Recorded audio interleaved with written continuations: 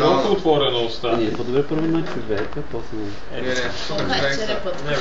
Широко отворена уста, екартирайки, чакайте, че има малко оксация, екартирайки устния ъгъл перпендикулярно срещу положната страна на 0,5 см от горните зъби, когато липсват на около сантиметър и половина от алвеоларния гребен, се вкарват на дълбочина около 2-2,5 см до контакт с кост. Пликата, тук се вижда плика птеригомандибуларис, която разбира се на меките тъкани няма как да я намерите в момента. Се инфилтрира в областта на торус мандибуля, който е малко над и пред апикалния отвор е в тази област. След аспириране и липса на положителна проба се инфилтрира около 2/3 от анестетика, след което повдигавично при задърпване на иглата останали анестезик. Лично аз оставям и още малко и си слагам в преходната глинка малко зад зъба, подлежащ на екстракция за нервус букалис. Това е туберална анестезия. Там аподактилните методи няма да въпитам за хращета, те са директен и индиректен метод, при който се опитва ето го Марго антериор, ето го тук няма много обликва или не обликва, не е много ясно изразено, но на долна челюст общо взето ще въпитам това. Вайсбрем. На горна челюст ще въпитам инфраорбитална и туберална анестезия. Ето тубералната анестезия в областта на над или между 6 и 7 или над 7 зъб се вкарва на дълбочина около сантиметър и половина, като пада в областта на тубермаксиля.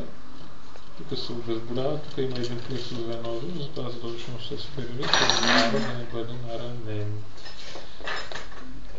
Общо взето не виждам, те се прави при не максимално, при леко отворена уста. Инфраорбиталната в преходната глинка между първи и втори зъб, като се навлиза на дълбочина около 3-3,5 см. Обикновено ето като почнете да вкарвате, ето някъде ви затяга иглата. Леко дръпнете да не се подпери, и ето се депонирате. Няма такива детки влизали в отворите, това не ви интересува, не се прави, няма полза, освен ако няма да правите някаква блокада. Това прекъсване на нерв, смисъл при невралгия. Но е много така болезнено за пациента. Да, никой не го прави. Никой не го прави. Терминална анестезия, няма какво да ви показвам, това знаете как се прави, също може да въпитам и терминална анестезия. Евентуално, теоретично мога да въпитам и лагуардия, ама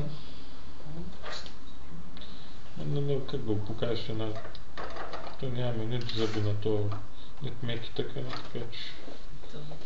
че тук покрай вестибуларната повърхност на зъбите на дълбочина пак 2-3 см. Реално покрай вестибуларната повърхност на зъбите достига пак в областта, като се обезболява обикновено основно нервуса alveolaris inferior, лингвалиса и букалиса са по-вариабилни, така че за тях евентуално допълнително ще трябва да се сложи. Хубавото е, че тук той се използва в случаите, когато пациента не може да се отвори широко устата.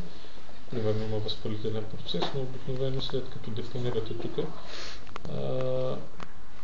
самата опойка релаксира до някъде и мускулатурата и след това има по-голяма възможност да отвори пациента устата, след което вече пък можете в преходната глинка вестибуларно и лингвално да се поставите и за, съответно за букалиса и за лингвалис.